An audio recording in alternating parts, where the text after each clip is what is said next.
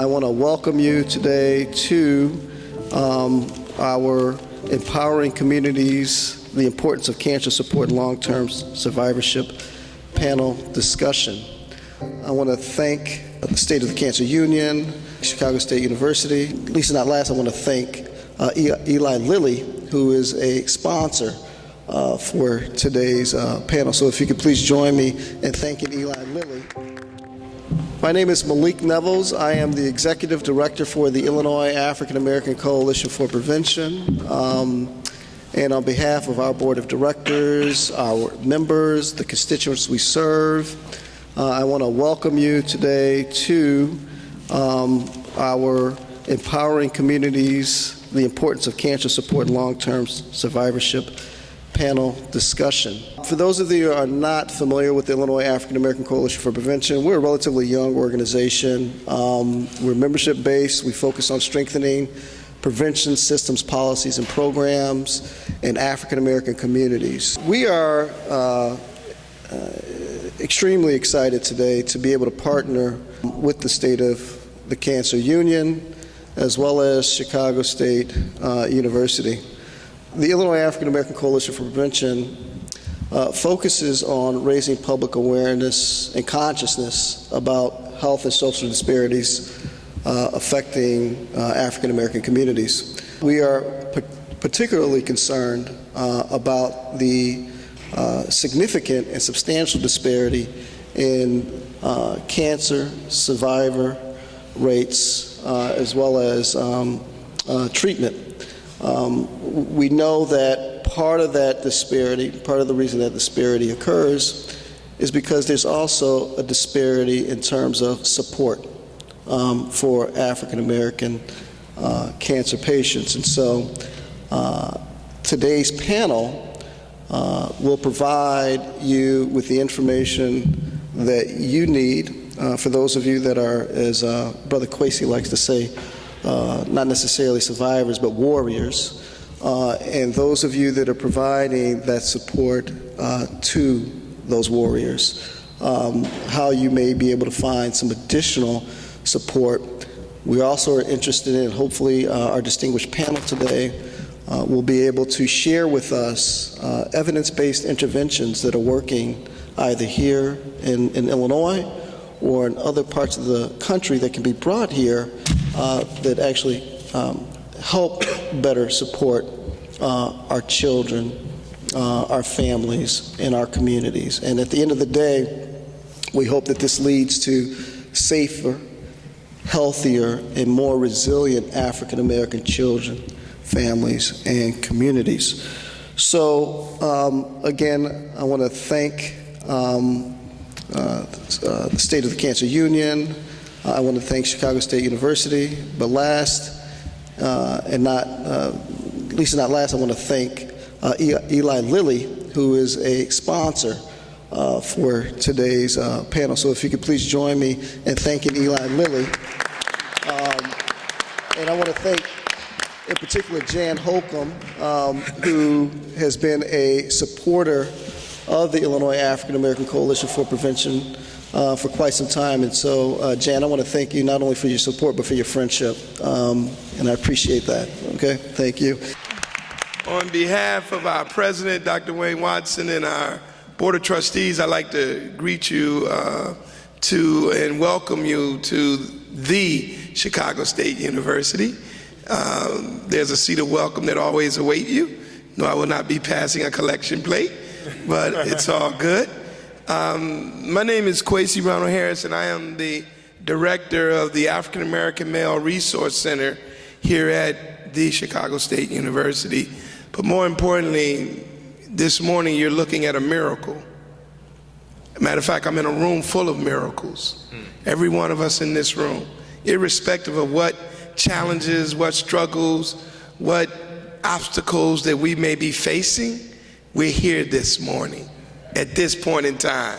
And that's something worthy of acknowledging the absolute, irrespective of who or what you may call it. But I know what woke me up this morning, and I have to give praise to God. Thank you so much. Thank you so much. Thank you, thank you, thank you. A patient's, a survivor's journey is what I want to talk about. I'm here today 1 year later after getting a diagnosis of stage 4 advanced stage prostate cancer. And there are folks who I know personally and folks that I've met along this journey who have that same diagnosis, and when they see me, they say, somebody done lied to you, man, because you don't look like you know stage 4 or advanced stage. I say, well, what do you look like? They say, well, you look like you're about to exit stage left. I say, well, I didn't come for the sprint, I came for the marathon. So I've made a conscious decision to stick around for a while. A year ago, I was here at work. I work here at the university, as I told you earlier, and I wasn't feeling very well. I thought literally I was having pains in my chest, so I immediately thought it was a heart attack maybe. And so my wife got me to the emergency room and they checked me out. And they said, no, your highway is wide open, you know, talking about the veins that go up to my arteries, and say, you have no clogs, you have no blockage, you're fine. It's like, yeah, but something's still hurting, you know, and I had what was called a distended stomach. Literally, I literally looked like I was 9 months pregnant. My stomach had just protruded out. And they found out that I had what's called an ileus, which is a blockage in my intestines from having what was called a lazy colon. And once they got that under, arrested, they did another test. And they came back and they said, your PSAs are not looking like they should be looking. I said, well, how should they be looking? They said, well, you shouldn't be 2,400. I'm gonna say that again because I don't know if everybody picked up on that. My PSAs were at 2,400, which is unheard of. My oncologist, they said, we don't even have this in the book. This is baffling us, you know, what do we do? Quite naturally, you know, the next thing they did was they wanted to do a biopsy, which at that point, you know, I'm in the hospital. What I'm gonna say, no? I'm like, hey, look, y'all do whatever y'all gotta do, because I gotta get back home to my grandbabies. I gotta get back home to my sons, my daughter, my wife. So they did the biopsy. And when they came back with the biopsy, I knew something was up, just to, you know, and I don't know, maybe these were just doctors who just didn't know how to play poker and keep a straight face. But when they walked in the room, you know, I said, something ain't right. And it was almost like, how do we tell this 53-year-old male that he has stage 4 advanced stage prostate cancer? Well, that wasn't even what they said at first. They just said, well, you do have, there's cancer going on in your body. And then at that point, they wanted to do a PET scan and, you know, to get the full weather report. You know, I'm learning the language. The CAT scan was just the map. The PET scan was the map in the weather report to see what's really going on. And, you know, I got the nuclear medicine and all of that. So, and I knew, I could tell because when I went through the monitor, it lit up. I mean, I lit up like a Christmas tree. You know, I said, what's those spots? And I think I was doing TMI, asking for too much information. So the technicians say, look, do we tell them? You know, and it's like, well, your doctor explained it all to you. But I was like the inquirer. Inquisitive minds wanted to know. And I think that was part of my, just my personality. I just wanted to know what was going on. And so when I got back to the room, the doctors came back and they immediately let me know that my Gleason level was 4, which gave me an 8, which literally said that my body was metastasized to something like 70%. meaning that it's in my bones. It had left the prostate and it went out into the bones. And so I was like, oh, okay, what's next? And you could have seen the doctor's face. It was like, I don't believe he just asked me that. You know, I was like, okay, what's next? Well, you know, where do we go from here? Because I'm not your garden variety type patient. And I'm not saying that I'm unique because I'm in a room full of other unique spirits, but at that moment they realized they had met a patient that clearly wasn't gonna just take a diagnosis and let that be the prognosis. You know, I took the diagnosis and immediately said, I'm healing right now. I'm healing at this very moment. And, you know, even my oncologist, he said to me, I've never met a patient like you before. I've never met one like that. You know, you have taken this in a whole nother direction. And so immediately, being the individual that I am in the work that I do collectively with so many other folks, I don't know how it got out, but it was the shot that was heard around the world. My phone began to ring from folks all over the country, like, Kwesi, you know, what you need, you know, we here with you, bruh, you're gonna be fine. And one of my good friends, Sean Trotter, who's up here today, immediately began the wraparound care that anybody that is going through this challenge immediately needs right away.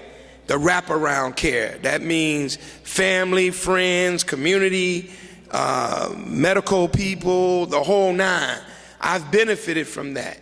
And so for me, I literally, you know, got the statement of, well, it is stage 4 advanced stage, and in some cases they even use that other word, the T factor is terminal, and I said, well, that's provisional. He was like, what? I said, that's provisional based on if I accept that you are the decider of my destiny, and you're not. I you know, full disclosure, I serve a higher power. I praise God every day. So I already sent the memo upstairs. You know, other folks had already started bombarding heaven with petitions, and I literally got up out of the bed and said, honey, we going home right now. You know, and that's what I did. I went home. But the beautiful thing about this is that there are people in the room who knows a lot of the work that I've do or have been doing all my life has always been around community awareness, public health, social justice, prevention. All of those skill sets began to just come. It was almost like I put my hands out and it just began to flow through my body. All of those assets. And I began to employ every inch, every breath of it. And I've said, you know what? I'm gonna utilize this network of friends and colleagues and, you know, loved ones, and we're about to fight the good fight. And I did a public declaration at a Kwanzaa celebration to our beloved community, and I shared with everybody in the room that day, I have stage 4 advanced stage prostate cancer, but stage 4 advanced stage prostate cancer doesn't have me. And the room went crazy after that. Well, in the room was one of my community sons. Some of you may know of him. His name is Lupe Fiasco. Lupe Fiasco is a cultural artist, hip-hop artist in Chicago. Sometimes because of his commitment and his courageousness in certain communities, he's identified as being controversial, but nonetheless, little did I know, after sharing this story, Lupe went on to write a song called Mission. Well, the song Mission was written about me, and it has had over 6-figure hits on YouTube. It's being downloaded on iTunes every day. Then just recently, how many of you in the room know about Stand Up for Cancer? Powerful group. Well, this year, Lupe, Jennifer Hudson, and Common, what's the significance about those three names? All from Chicago. They all from Chicago. They did a remix of the song called Remission. So on the world stage, when everybody else was thinking that Chicago was about bang, bang, shoot 'em up, gloom and doom, our images were projecting around the globe that we care about our community. So much so, unfortunately, Common's father died a couple of weeks after the song was released from prostate cancer. So this is touching a lot of people, And to show you how the network has happened, there's a brother by the name of Matt Samuels who played basketball here at Chicago State. Last year, his brother died from lymphoma, Hodgkin's.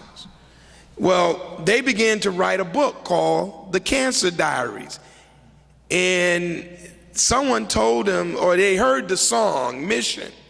And when they heard the song, they was like, wow. They had already selected the music that they wanted to go with their ebook. But they heard Mission and was like, no, this is the song. So they got home and they Googled it. The age of Google, they didn't have to do Encyclopedia Britannica. I'm telling my age now. But they Googled it. And what popped up was an interview with Tamron Hall with Lupe Fiasco. And who pops up in that interview? Yours truly. And they was like, that's Baba Kwesi. We know him. They immediately made a beeline. They made the call. They got in touch with me. They said, bruh, Baba, we're working on this book, but it's not complete. It was completed, but it's not complete. We need your story.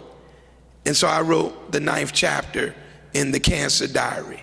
And all of you that got smartphones and you got Droids and iPhones, you can do me a favor today by downloading that app, the Cancer Diaries. And then later on, I'll get you to take a picture with one of our C+1 boards, because it's a movement.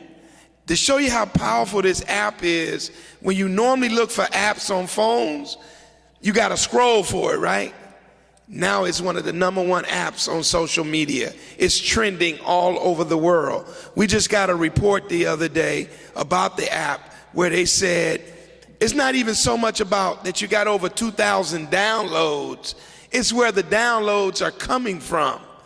Australia, Africa, Germany, Brazil, the United States, the islands.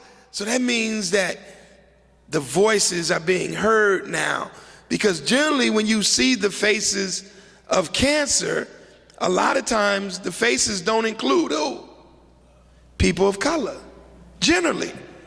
And that's not a sad commentary.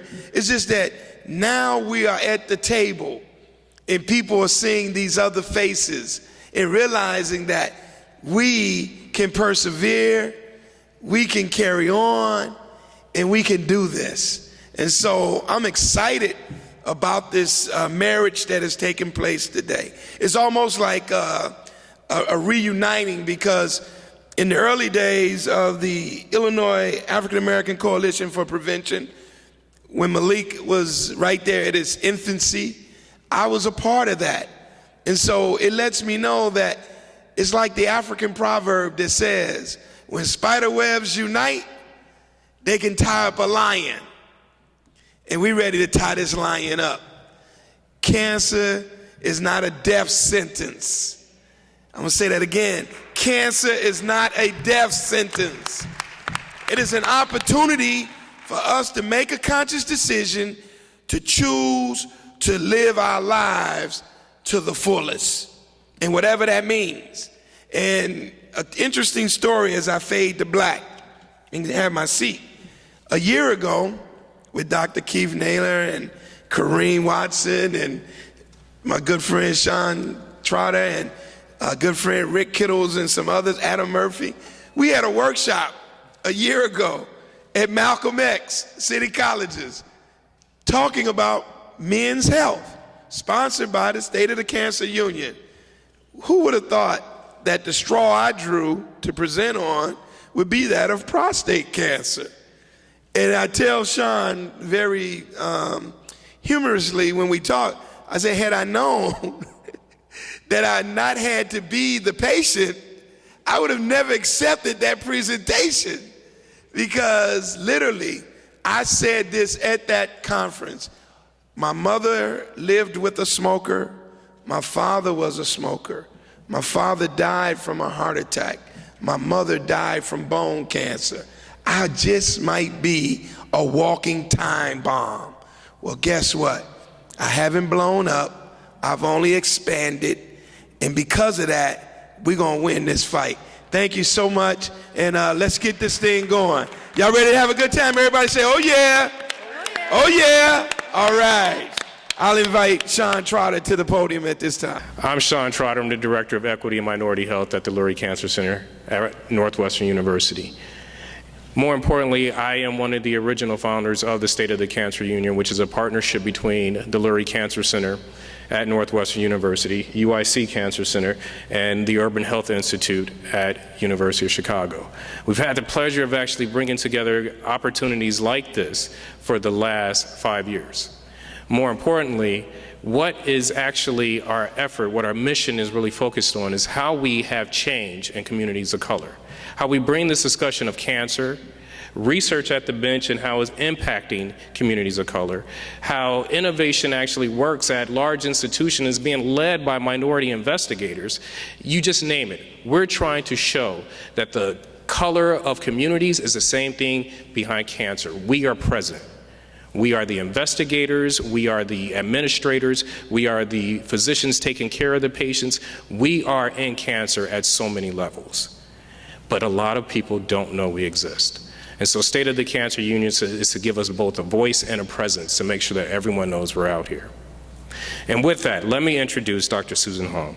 Dr. Hong is a board-certified internist and serves as a director of Breast Cancer Survivorship Program and is the associate director for the Center of Clinical Cancer Genetics at the University of Chicago.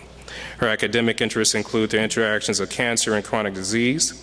She currently serves as the principal investigator for an American Cancer Society-funded project entitled Improve Community-Based Primary Care for Breast Cancer Survivors Using ECHO, which uses telemedicine to increase primary care physician knowledge and skills in breast cancer survivorship. More importantly, I've actually had the pleasure of working with her some other times. So I want to thank her for actually making today a special day for her to present and share survivorship with you all. And with that, please come up.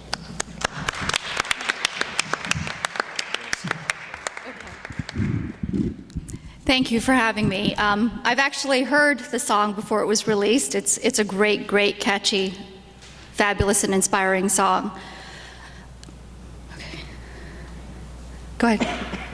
So today I'm going to talk about the state of cancer survivorship and health equity for all. According to the National Cancer Institute, a person is considered a cancer survivor from the time of their cancer diagnosis. And this definition includes family members, friends, children, and caregivers, because everybody is impacted by the cancer diagnosis. Caregivers are sometimes referred to as secondary survivors. So today there are about 13 million individuals living in the US with a history of cancer. And you can see from this bar graph, the vast majority have lived beyond 5 years from their diagnosis. By 2022, it's estimated there'll be over 18 million cancer survivors. So, sorry this didn't come out so well, but so who are the cancer survivors? Breast cancer survivors make up the largest group, about 22%. This is followed by prostate and then colorectal cancer. But despite this issue of the progress that we're making in cancer care and cancer treatment, there are some challenges, in fact, quite a number of challenges. Cancer survivors have higher rates of chronic disease compared to those individuals without a history of cancer. So of the 1 in 30 Americans with a history of cancer, 2/3 have at least one chronic health problem. Self-reported health information at all ages Those with a previous history of cancer have higher rates of chronic health issues, report poorer health, have more medical problems. Next slide. Have lower rates of employment, higher rates of being not insured, higher rates of psychosocial distress, and report more limitations in both what's called ADLs, activities of daily living, and IADLs, instruments of daily living. And activities of daily living include things like being able to use the toilet.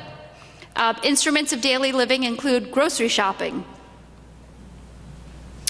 So because of all of this, in 2005, the Institute of Medicine published this 560-page report really summarizing the state of cancer survivorship. And they made some strong recommendations, largely around survivorship care. And there are 4 essential components: the prevention of recurrent and new cancers and other late effects, the surveillance for cancer spread, recurrence, or second cancers, interventions for the consequences of cancer and its treatment, and the coordination of care between primary care providers and cancer specialists. But really, one thing missing from the 2005 report, but is gaining attention, is this whole issue around disparity in cancer survival. So in order to actually be burdened with a survivorship experience, you actually need to survive your primary cancer. And I'm going to focus my talk on breast cancer because this is the area that I work in, but it applies to pretty much all cancers. So Black women have lower rates of breast cancer diagnosis than white women. However, survival rates are lower. So the 5-year average survival rate for Black women is 70%, whereas it's 86% for white women. And then in 2011, Dr. Steve Whitman out of Mount Sinai, who has since passed, looked at the race-specific breast cancer mortality rates in 3 areas: the United States as a whole, New York, and Chicago, between 1980 to 2005. And what we saw was pretty alarming. There was an increase in the gap. So whereas white women were being cured and surviving cancer, it's as if time had stood still for Black women. Next slide.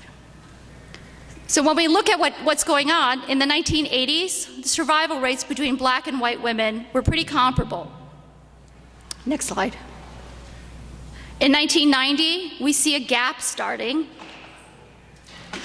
And then in 2005, it's pretty dramatic. So in Chicago, compared to the US as a whole, compared to New York City, our gap was at 62%. God. So after the 2011 study, they looked at 50 of the largest cities in the US to see what was going on. And Chicago is not the worst offender, but we can see that the disparity is happening in all across the country.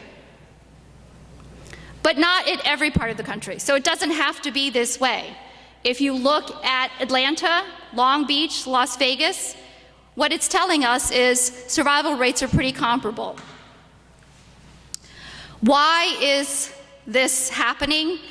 We can't explain everything, but there was a really interesting study out of Columbia University in New York looking at disparity and treatability of cancer.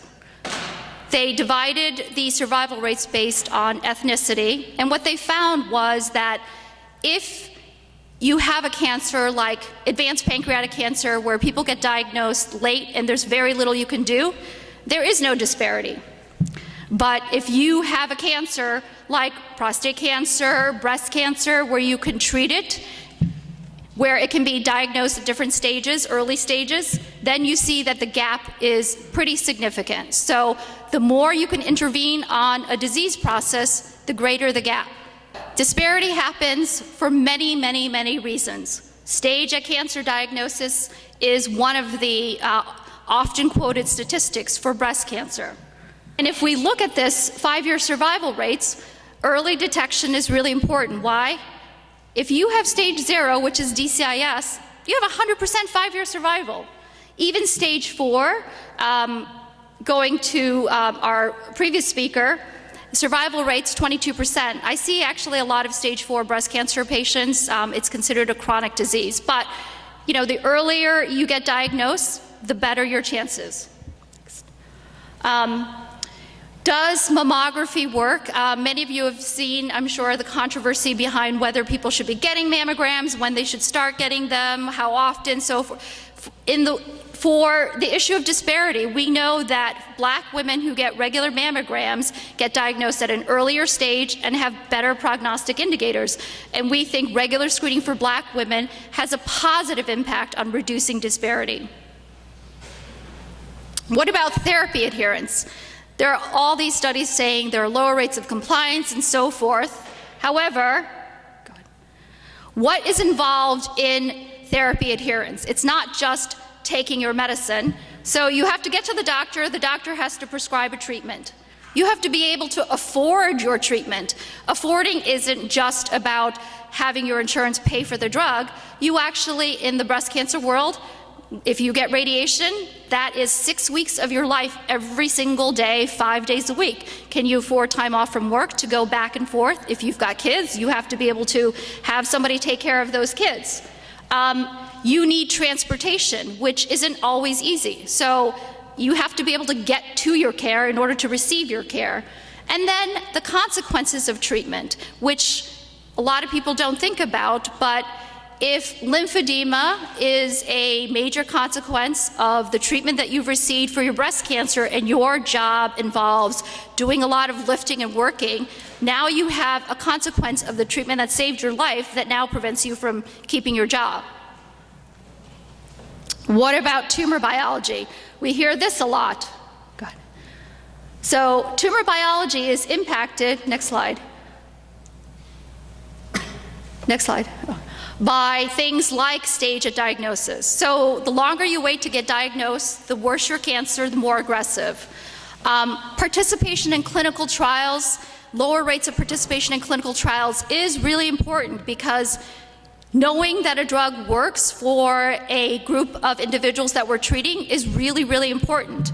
Instead, what we have been doing is taking one group and applying it to everybody. And I always tell my patients, if you're a white male, you're the best studied, so we know everything works. For everybody else, who knows?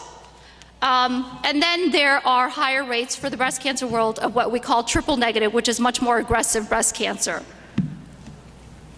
What about barriers to follow-up? So it's not enough that you are treated for the primary tumor. You actually need to get ongoing regular checkups. Go ahead. And so, sorry, this didn't come out. But basically, most patients who walk into a cancer diagnosis are older, especially among minority individuals, greater rates of other chronic health conditions, which means that not only are you seeing your cancer specialist, you also need follow-up for your diabetes, hypertension, and so you're shuffling back and forth between all these different providers, and then it falls onto the patient often to be the coordinator of care, which itself is a huge challenge. You need to be able to implement the lifestyle changes, which, you know, for breast cancer, we tell people, oh, eat healthy, exercise. Well, that's all good, but you need to be able to go to the grocery store and have time to buy healthy food. You need to be able to access a gym. You need to be able to do all the things that we tell patients to do, which itself may or may not be that easy. Okay. And then this issue of competing causes of mortality. So among minority individuals, as I said, people will walk into their breast cancer diagnosis with more health issues. Higher rates of diabetes, higher rates of hypertension, higher rates of other health problems. And then studies also show that during treatment, minorities are more likely to develop other chronic health conditions as well. So there are some earlier studies that looked at how much the chronic health conditions contribute to disparity, and the numbers vary. Some studies say maybe 50% of the disparity in survival explained by this. Next slide. Other studies say maybe 25%. Next slide. It doesn't really matter because all of these contributing factors really result in the disparity in outcomes. And yes, we can't control everything, but we can impact pretty much most of it to some degree or another. Next slide. And so what are the efforts that are being done to reduce disparity? Well, this is an example of a great effort to try to reduce disparity.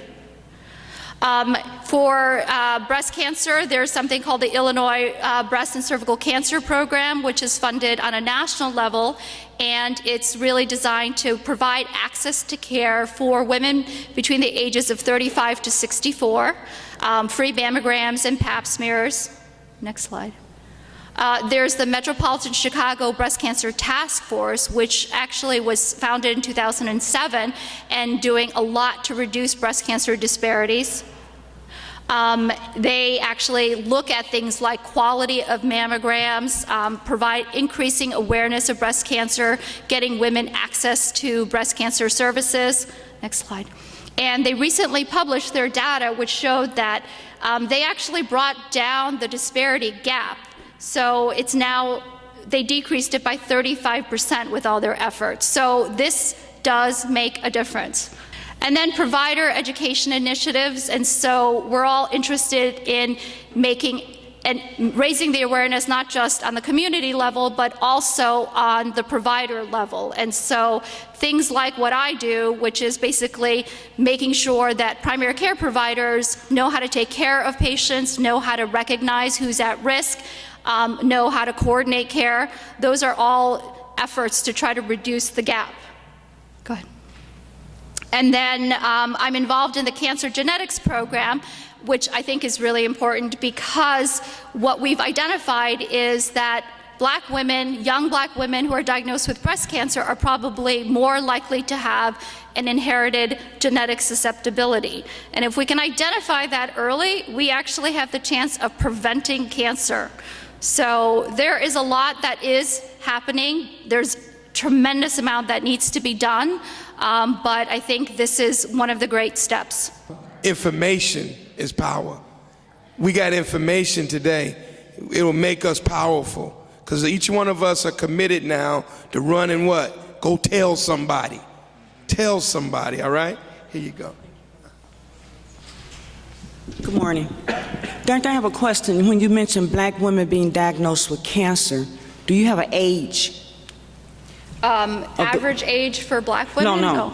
When you're talking about family history. Oh. So you would include in family history, say the mother was diagnosed with cancer at the age of 80.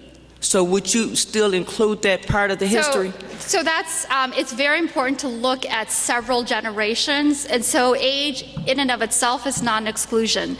If they say my grandma was in her 80s, but then she says, I have an aunt who had ovarian cancer in her 50s, and so if you start to see multiple cancers, even if some of them look like the garden variety advanced age, it's really, really important to look at the entire family history and then decide. And then for testing purposes, we've actually, women diagnosed with triple negative breast cancer up 60 and under should really get genetic testing. Okay, thank you. Okay, thanks. Dr. Hahn, I'm going to chime in on that real quick. We also want to, through the UI Cancer Center, we partner with the Illinois Department of Public Health because one of the things we were seeing in our community was a large gap in the number of women of color who understood their family history risk factor.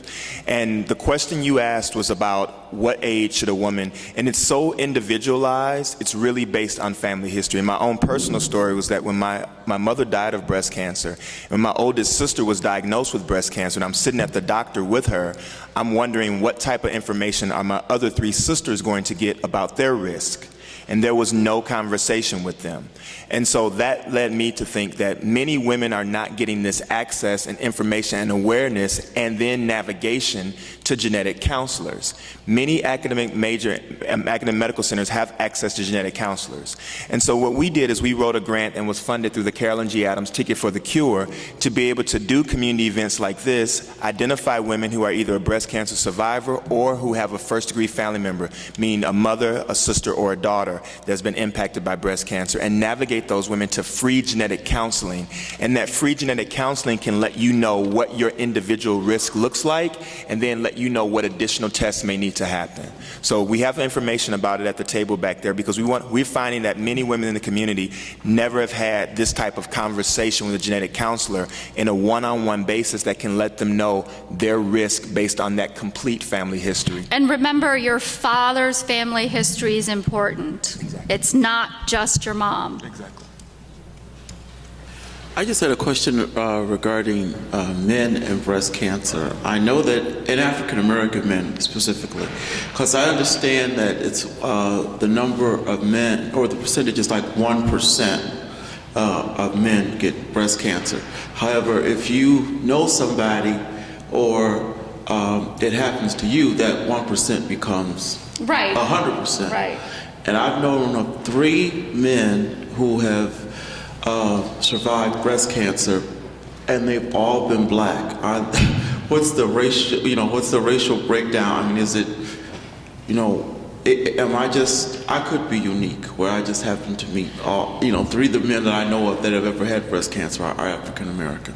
So that's a good question, and I don't know the data of whether black men are more likely than white men to have breast cancer. I think where this gets confusing is because African Americans have actually much higher rates of hereditary mutations than we previously thought, and if you have a inherited hereditary mutation, you're more likely to have breast cancer, even if you're a man. That may be why you're seeing that, because the recommendations are if there is a history of male breast cancer, then the family needs to be counseled about genetic testing services. Good morning. Good morning. As a retired healthcare administrator for one of the largest healthcare administrations in the country, I was curious about something. What do you call someone, you went through a lot of terms, who is permanent chemo like me? Who is what? Who's on permanent chemo like I am, has been for almost 2 years. Quasi and I'm a council member also for Chicago State. When he got diagnosed and he and I had our conversation, and then when I told him my story, the fact that I was denied a biopsy and it's not breast cancer, this cancer is so rare, it's less than 1% of the whole world's population. And I found out later on from some doctors at some other hospitals that I was a case study. And I started investigating some things. So what do you call a person who's on permanent chemo for life? So my patients who are on permanent chemotherapy are on chronic maintenance therapy, and they are breast cancer survivors. And it's not over till it's over. All right. And frankly, my patients with stage 4 breast cancer, no one would know that they have stage 4 breast cancer. I woke up from like I said, I was denied a biopsy. I made her do the surgery in 2012. Anyway, she was going to schedule the surgery for 2013 to discover that no, it wasn't benign fibroids, that it was neuroendocrine stage 4. 2012, for a surgery that she wasn't going to, conversation that we had in June of 2012 that she was going to wait until June of 2013 to have the surgery. As a patient, we have to fight. As a patient, health care is 50-50. 50% what we as healthcare providers say and do, because I was clinical for 20 years before I switched to administration, and 50% what the patients say and do. So we have to fight. So thank you for keep on fighting. I'll come back with a follow-up question about age, just to cut off. Okay, I'm also a nurse, and about 2 or 3 years ago, I worked part-time at assisted living. And so when I was at the assisted living, they said it was the cutoff for the residents there to have their mammogram. So is there an age cutoff for the women to have their mammogram? Because I think it was 79, they said it wasn't important for them to get the mammogram, but I never saw anything published that you should stop at an age. So this is the conversation I have, which I always reference it to the United States Preventive Service Task Force comes up with these blanket recommendations for average risk individuals, right? And they include things like consider stopping mammograms at 75. It isn't that breast cancer rates are low, it's that statistically your chances of dying go up with age. So, I present the data, but it's an individual decision. And I personally, no one can say you can't get a mammogram. If you want a mammogram, you get a mammogram. Now, if somebody has lots and lots of health issues where if they were diagnosed with breast cancer, there's no way they could get treatment, that's a separate conversation. But these are meant to be guidelines. And the only time I say you don't need this is women who've had a complete hysterectomy for fibroids. They don't have a cervix. Their risk of cervical cancer is non-existent. Why bother doing those tests? But if they still are at risk and they're in good health, there's no reason you have to stop these things. Okay, thank you. Hello, my name is Sophia Coleman. I was diagnosed with breast cancer at the age of 36. I do not have any family history, whether it be my maternal grandmother, my mother, I have a maternal aunt. So when it comes to that, for those who are under the age of getting mammograms, I hear the family history, but in my situation, there was no family history. So my goal has been to kind of say to African American women younger that we still need to be aware that you can still get breast cancer, whether you have family history or not. So what is out there to kind of also make our communities, make our communities aware that it's just not genetics, it's just not, on either family side. I did do genetic testing and it was I don't know what it was, but I didn't have a family history. So what do you say for that? So I tell women, if you feel a mass, it needs to be evaluated. Evaluation is not the doctor just saying, oh, it'll be fine, come back later. It is breast imaging. The imaging for young women should be more than just a mammogram because breast tissue is so dense, you're more likely to miss cancer if you just do a mammogram. So it should include an ultrasound, in some cases an MRI. And they can, with technology, say, oh, it's clearly this, we are 100% certain. But unless they know exactly what's there, then biopsy needs to happen. And with you saying that is correct. I did find the lump, but when I went to the doctor, they dismissed it as a cyst. Because of my age and my family history, they were like, no, you're too young, you don't. Well, of course, a couple of months later, going to get a second opinion and doing a biopsy, the look on the doctor's face told it all, that it is cancer. But I just want to continue to bring awareness that I couldn't get a mammogram. I did find it, but what's out there for those who can't just go get a mammogram and they're under 40?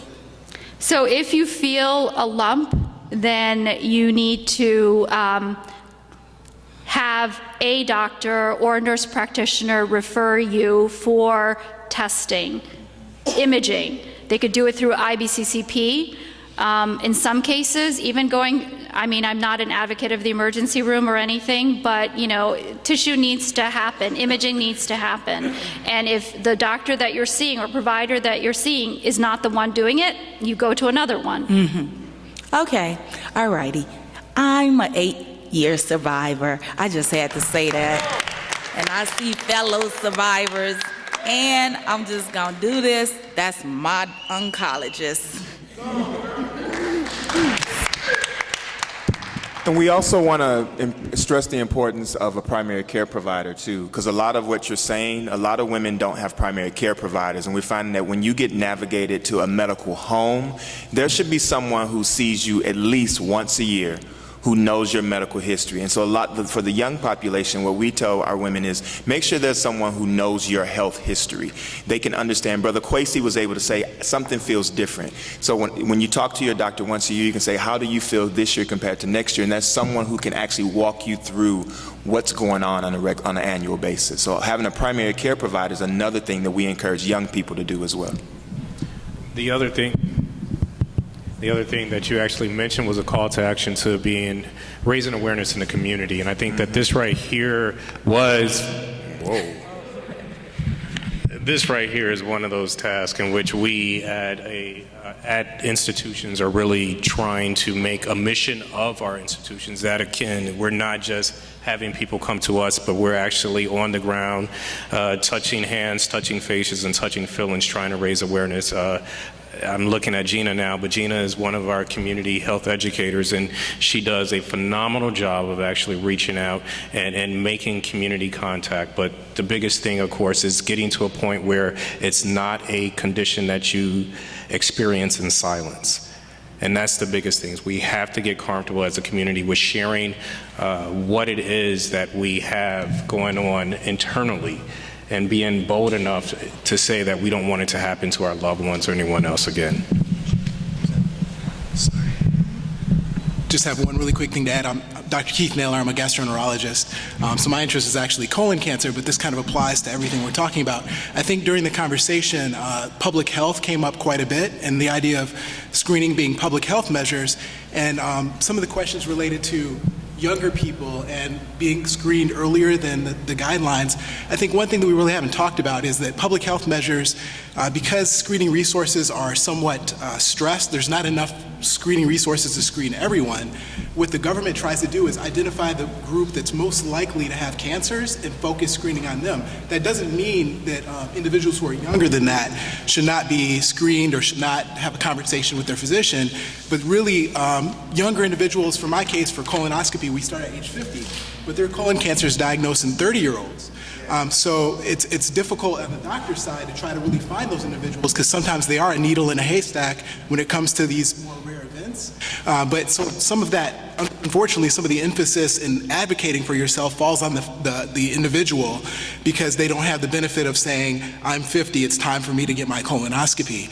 So, you know, some of that is really knowing your family history, and then these sporadic cancers like the breast cancer, it is very difficult to identify those individuals, and we wouldn't be able to screen all young women in their 30s to find, you know, a relatively small group of individuals who have breast cancer at that age that are sporadic. So it's really, hopefully as medical science advances, we'll have better ability to isolate those individuals, but for now, it's more just knowing yourself, knowing your family history, and really being in tune with your own body, so that when something doesn't feel right, you can really advocate for yourself at your physician's office and say, I really, even though it's not time, I really would like to undergo, you know, an ultrasound or some non-invasive measure to take a closer look at things. Yeah, your doctor should be treating you, not the guidelines. I mean, so the guidelines are good, but they're just guidelines. You have to treat the patient in front of you, which takes into their personal risk factor, their family history. Dr. Olopati, who we both know, says things, guidelines are for idiots. Sorry. But it's true. You have to take care of the patient in front of you. Hi there. My name is Stevie Robinson. I recently just am having a test done in my colon for, you know, some things that they think that are of a concern. My wife, the mother died of breast cancer when I think my wife was like 9 years old. She's 55 now. My dad died of esophagus cancer, okay, maybe 20 years ago. My question is twofold. Are all cancer cells the same? First of all, the second question is, I've been told, and I want to dispel the myth, if it is a myth, that everybody has cancer cells. And what you do in terms of, it is said also that diseases are not inherited, but recipes and habits of families are inherited, which bring forth the diseases. You find a family that has diabetes and you find out what they're eating, and they're kind of eating all the same things to bring forth that particular disease. So, and if that is, and if everybody does have cancer cells, is it true that what you do from an intake either enhances or retards the process of the cancer manifesting itself? So you asked some very interesting questions, areas that people are doing a lot of research in. So we know that even people with a genetic mutation, not 100% of people will develop cancer. And so there's something called epigenetics, where the environmental interactions and your genetic susceptibility, sort of that combo, causes some people to develop it and others not. And we don't know what all those variables are. We know that lifestyle can help or make things worse, but that's not everything, because there are plenty of people who live healthy and get cancer as well. Okay, so those are areas that everybody is working really, really hard to understand and gain a better foothold on. To the other question of whether all cancers are the same, I'm not sure if The cell. I mean, it's abnormal growth of tissue, and so it just takes over. So the principle behind cancer is that it takes over normal tissue, and then everything that your body needs for normal function is diverted to the cancer cells, which is why your normal tissue starts to die. So I can add one thing to that. Sure. In some conversations, I get this question a lot from patients related to, why is cancer so common? What's going on with cancer in general? Part of this, we find cancers in, if they look back at mummies, they found cancer. It's always been around with humans, basically. Sure. Some of it is that we've benefited so much from other medical breakthroughs, where people used to die of infection, die in childbirth. There used to be a lot of other things that would, the length of your life was much shorter hundreds of years ago. So many of the things we're seeing are people are living longer and having the opportunity to develop cancer.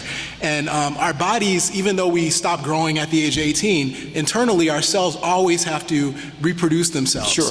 And each time they do that, they have to make a perfect copy of the previous cell.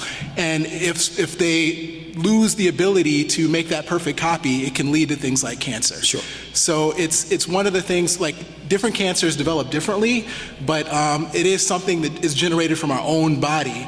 And if we live long enough, many of us, because they just make one mistake, the cell makes one mistake, it can lead to the development of a cancer. Or if you have a genetic predisposition, there could be basically a problem with the body's ability to do that from the very beginning, and people could get cancer much earlier. Yeah, and so many of the hereditary mutations are really, the DNA repair just doesn't work as well. Okay.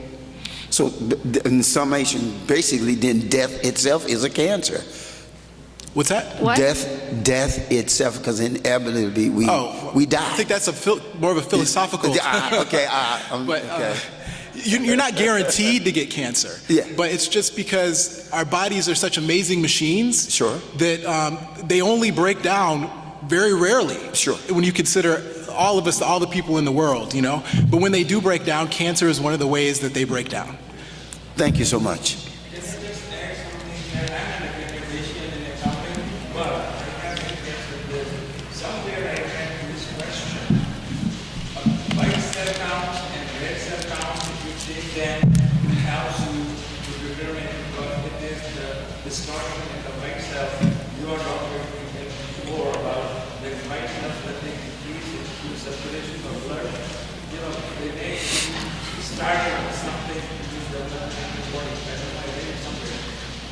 I'm not sure if I understood. I think, so for particular types of cancer that involve the blood, the white cells and the red cells can be the important part of that, but there's Any tissue can develop cancer: skin cancer, colon cancer, breast cancer, brain cancer, bone cancer. So it depends on the origin of the cell, you know, in terms of what tissue is involved. In blood cancers, that's true for blood-related cancers. Good morning, and thank you all for providing this information to the community. Usually when you hear about prostate, the word cancer kind of follows just in thought generally, but also understanding that generally older gentlemen may have prostate issues as related to urinating. Is there a connection? Does that lead to, you know, prostate cancer, or, you know? So benign prostatic hypertrophy, where the prostate kind of is enlarged and causes problems with urination, is not a sign of cancer. It is not, as far as we know, doesn't predispose people to cancer. So they're separate issues. Okay. So. All right. Thank you. Hello, excuse my voice. I graduated from Chicago State as a radiation therapist, and I was trained to treat cancer patients as well as AIDS patients. And I know that it is a team approach. And I've had to run into some close friends of mine who, because of mismanagement, when you were talking about doctors' care, and with all of this that's being done, I know that there's supposed to be continuing education in regards to doctors, but somewhere has fallen short with the imaging equipment and things like that. Yes. And it's not addressed. Now, what has happened is she went and got all her mammograms. She did all the things she was supposed to do, and in her family, her mom had passed, her aunts had passed from breast cancer. So it was a genetic issue with her. No one ever told her that it was probably genetic. She wound up finding out when it was almost a stage 4, and she had been going in and they couldn't see it on the imaging. And instead of the doctors taking it a step further to verify, to make sure that it was cleared and okay, and with her family history, knowing that it was something wrong with her previous family members, nothing was ever done. She did, through the grace of God, go in, and she's doing better. But I think she lost both breasts. And I want to know, with all this that we're sitting here speaking about, if the medical population is not doing all their part in even making sure that you have the right equipment. Because see, that's something that you can go in and get your mammograms, but then the equipment won't show. So the task force actually went around and looked at all the mammogram centers and how many actually met federal guidelines and standards. And so they have that data somewhere. And that is, people are very aware that the quality of the equipment makes a difference as well. But how do we know that? That's there. So basically, there is FDA certification, so you want to go to a center that meets the standards that are FDA certified. For cancer treatment, you want to try to get your care. We don't know that. What can be done with all of the funding and all of the things that you all have to get it out to the population, the centers that we need to go to and the centers that we should not go to? There's actually, that's all I'm saying. There's some movement around that. Your point is very valid, and there's some movement around that. I will be fully transparent with you. It's not enough movement. Thank you. But it is some movement. The Susan G. Komen Foundation, for example, is funding some of these types of navigation projects. There's a program that we have, Dr. Fumi Olapade, Apentaku, the other Fumi at U of I. Apentaku. Say it again? Apentaku. For example, she has a navigation program where she's funded through Komen to actually educate women first on some questions they should ask. And one of those questions is your imaging equipment up to date? But it's a small effort. It's not enough. But how can we generate it Because through efforts like this, you actually have a lot more power. And when you make statements like that, there's people in this room who hear those types of statements, then we go back to our office and it changes the type of grants we write. Well, let me ask you. I'm the So, president I'm sorry, of the West one Side thing I Nurses would- Coalition. Please come over Yep. so we can get it to the Austin area. We will. Because We need actually, to know that. that's actually our new area that we're trying to get into is Austin. So we'll talk after this. You're doing an excellent job. And one thing I would recommend is get a copy of your mammogram report, bring it to your doctor, and discuss the results. And if your doctor doesn't know, they should find somebody who can discuss them with you. Okay, thank Okay. you. Good morning. Good morning. My question is directed towards Kareem. I'd like to preface this by saying I don't want to act too much like a man and spend a lot of time talking about me. But through the will of God, I've been able to acknowledge like 8 days, 10 months, and 11 years as a prostate cancer survivor. And I still have my prostate, and I don't have any disorders. And one thing that I found being a single father, and my appeal is going out to all men, and especially women that have men in their lives that they love, brothers, uncles, nephews, fathers, grandfathers, that I appeal to the women to be advocates to motivate and inspire men to get an annual physical. I found doing it in August around my birthday worked for me because it was a birthday present to myself. I started going to the doctor at age 40. At age 53, well, let me back up. At 47, a friend of mine got diagnosed with prostate cancer, Les Brown, and he asked me a question. He said, "Have you been getting the PSA exam?" And I said, no. My doctor had only been doing the digital because he went to medical school in the 60s. And after having a few digital exams, some men can relate to this. I switched urologists and got a female urologist because she got a small finger.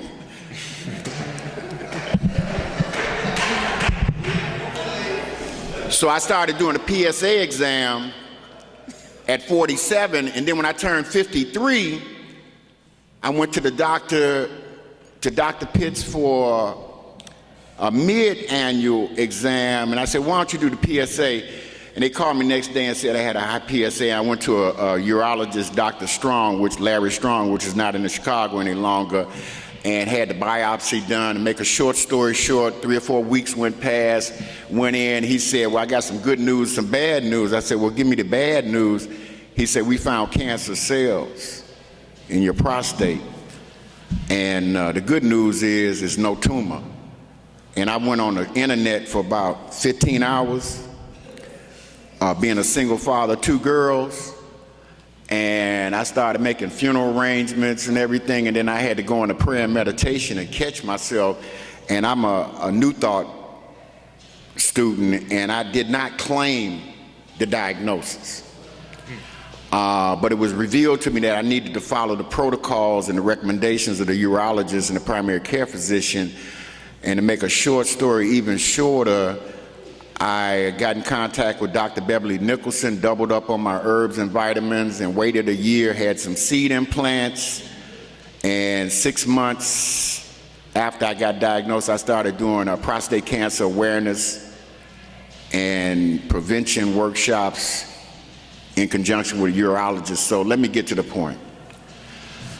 Men get a bad rap about not going to the doctor. Sisters, women, females, please listen to me. As a result of being a single father of 2 girls, I started taking my daughters to Laura Beard Hospital at 12 and 13.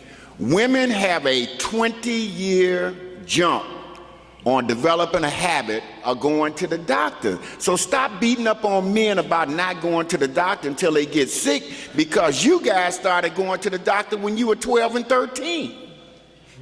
I didn't go to the doctor when I was 18 to get a physical. In my 20s, I may have got hurt, and then I made a conscious decision because I saw too many older guys with pot bellies and diabetes and everything. I said, I'm gonna start going to the doctor. I'm 64. I'm a house head. I don't step.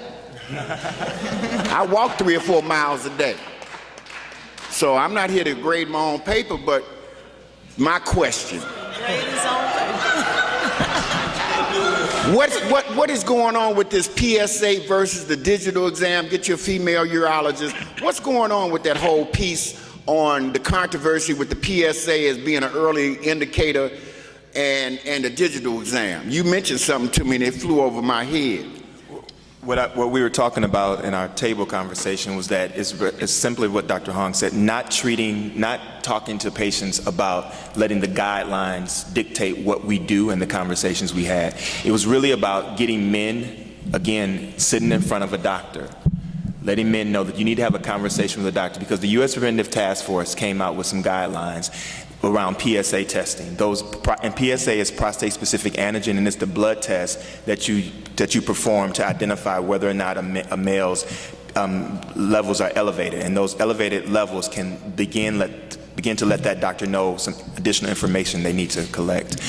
So when the U.S. Preventive Task Force came out with these guidelines, it caused community confusion, because men began to go to the doctor and say, well, I was told that these guidelines are confusing, that these guidelines don't apply to me. I was told that just because I have an elevated PSA, that you shouldn't do a biopsy, that if you do a biopsy, that may cause more harm than it will good. And in some cases, that is true. But again, this goes back to the fact of not letting the guidelines treat you, but treating the man, treating the patient. And so at the U of I, what we did is that we actually sat our urologists down, the specialists, with our primary care doctors. And they began to see what age are we seeing men that are having stage 1 to stage 4 prostate cancer. Does our data look the same as what the U.S. Preventive Task Force is saying? And for our clinic, our population that we see, it did not. So we said we cannot let these guidelines dictate what we do. We have to respond to what our community is saying, what we're seeing in our community. But that took doctors sitting down, putting egos aside, and saying, what are we seeing in terms of the data? And that led us to being able to meet with the urology team and the family practitioners, who actually got together and developed a community-specific guideline. So we now have community-specific guidelines that we can say, based on your age and other risk factors, what types of questions you should be asking and when you should actually see a urologist. So again, it goes back to that individualized assessment, not saying that there's a one-size answer that fits all, but what do you need as an individual? Right. Well, does that answer your question? Yeah, it does. And I like to close by saying that I just like to serve as a conduit to disseminate information, to empower people. And Brother Kwesi, point of information, I do a lot of analogies. Knowledge and information is not power, it's only through the application.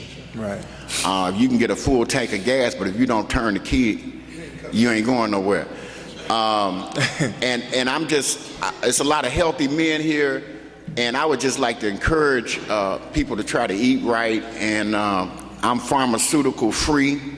When I go see Dr. Pete Thomas, I don't have to ask for a prescription, which is a blessing, and I don't have to call my doctor after 4 hours.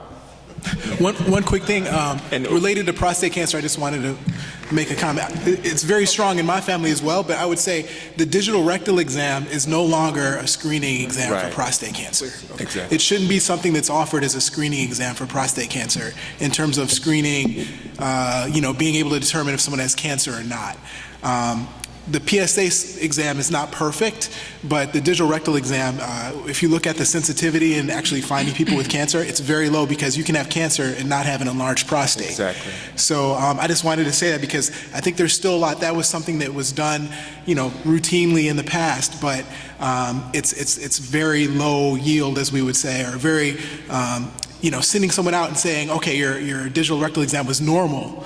I feel confident you're okay, would be not the right thing to do in this day and age. So I just wanted to throw it out there. The PSA exam needs to be discussed, certainly with your doctor, but the digital rectal exam, it still should be done, because there's other things that you can look for with that, but it's not a good screening exam for prostate cancer. And also making sure we don't want to ignore the fact that many men are still uninsured. We don't want to ignore that. And so make sure you're hearing this message, because we're getting ready to go into this new phase of open enrollment for the Affordable Care Act. And we can do a lot more because of the Affordable Care Act that we could not not do in the past. Many more people can get treated who otherwise would not be able to be treated. So we don't want to ignore that message either. So as we talk about getting men seen by a primary care doctor, sometimes the barrier to that is that they're uninsured.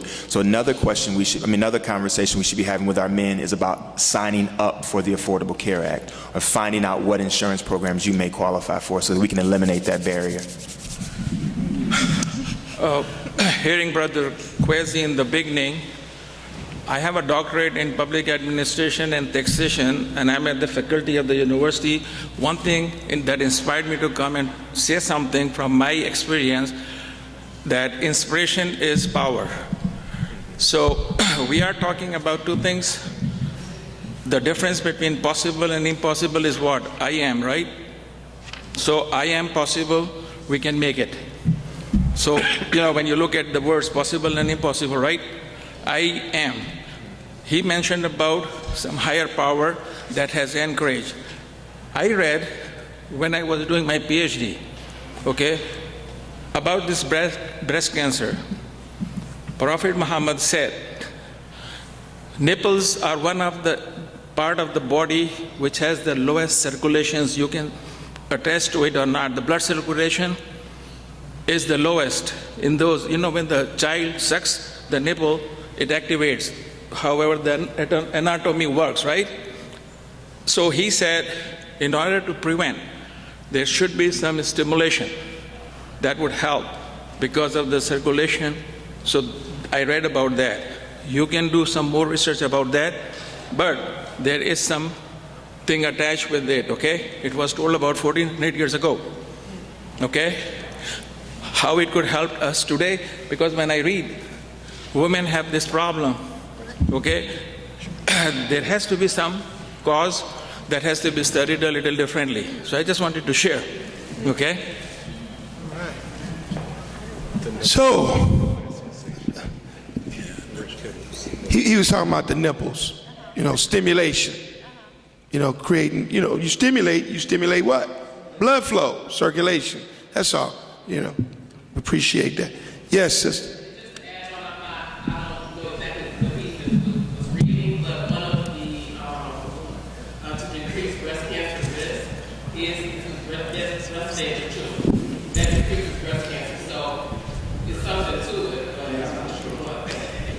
Hey, it's all in divine order.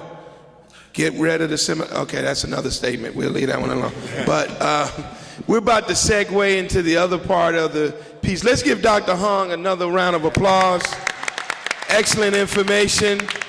And we've come to the segue of the piece where it's lunchtime, and I think we're going to do like a working lunch. Good afternoon. It's actually 12 o'clock, and I want to go ahead and get the panel underway. I want to again thank the Illinois African American Coalition for Prevention for partnering with the State of the Cancer Union. And more importantly, I want to thank our sponsor, Lilly, for the support that they're giving for this community event. As we heard from Dr. Hong and learned quite a bit this morning, I think she shared a lot of information on what is going on to actually increase equity. I think as we come together and look at this panel that we put together today, you're going to see something really unique, in particular how it relates to cancer overall. I have the honor of actually being today's moderator. I am Sean Trotter from the Lurie Cancer Center at Northwestern University. I'm the Director of Equity and Minority Health. I actually felt pretty good this morning and put on some white pants in fall season, so that should tell y'all something, right? Just something on top of that. Right. Need some of them. So I came prepared for a good discussion, a little sunlight, and hopefully an empowered and informed community. With that, I also would like to share that I'm going to introduce based on where we're seating, so that I'm going to start on this end because I'm eating. I got to go from the middle. So today's panel is actually made up of a very unique group of individuals who I've had the pleasure of actually working with for a number of events in a number of years. In particular, starting right here, of course, to my immediate left is Baba Kwesi Harris. He in particular is the message and the mission. He is one of the most important individuals that I have built a relationship with, who has been a champion for community health, public health, and raising awareness amongst the African American community. To my right is Dr. Keith Naylor. Keith Naylor is a physician at the University of Chicago. We've had the pleasure of actually being at 2 events just this week with one another. In particular, we are working on a number of statewide initiatives to increase screening within the state of Illinois around colon cancer. Our mission in the state of Illinois is actually 80% by 2018. Needless to say, he's actually very active in both the hospital and treating patients, but also the community. He's actively trying to raise awareness around a number of health disparities and get everyone brought to the level of health that we need to be as a community as a whole. To the left of Kwesi is Sarah Duffy. Sarah is the clinical trial recruitment coordinator and health education specialist for the Lurie Cancer Center at Northwestern. In particular, she is focused on raising minority accrual rates in clinical trials. She has had the pleasure of being in this role for, has it been a year? A year at this time. And we've actually started to see just how much impact she can actually have by actually changing the culture of academia, in the sense that we are going out to the community, making contact with individuals, and saying that unless we're actually present on the ground, how can we ever assume that we're going to change what the inside of our clinical trials look like, as well as what our patient mix looks like? To the far right is Tamika Perry. Tamika Perry is the manager of the the coordinator for the African American Health Coordinator for Gilda's Club Chicago. I had the pleasure of working with Tamika on a number of initiatives, but more importantly, what she actually brings to the table is a lot of information and support networks, which is key to us as a community. Again, I was happy to hear the young lady share her story, but more importantly, what it actually means to actually start bringing together and coming together as a community and making change. And support networks is what actually is a great benefit to us. And then on the far end, of course, we've heard a lot from him today. That's Kareem Watson. Kareem Watson is, I got to get your title right, I always mess that up, the Director of Community Engaged Research at the University of Illinois Cancer Center in Miles Square. Kareem is also one of the great, significant original founders of the State of the Cancer Union, and a very strategic partner in our efforts. Brother Kareem has been just a strong supporter of a lot of activities that we do, and we definitely are collaborators on a number of things. So typically, if Sean is there, I try to tap Kareem and ask him to be there as well. So thank you again, Kareem, for making yourself available today. So we briefly heard a little bit from Dr. Hong on what it is that we're actually experiencing in the African American community. In particular, NCI estimates that approximately 1.45 million individuals, African Americans in particular, have a history of cancer that are alive today in the nation. Greater than 95,000 cancer cases exist within African American men, and 82,000 cases for African American women were happening between 2012 and 2014, which means that 1 in 2 men are likely to be diagnosed and 1 in 3 women are likely to be diagnosed.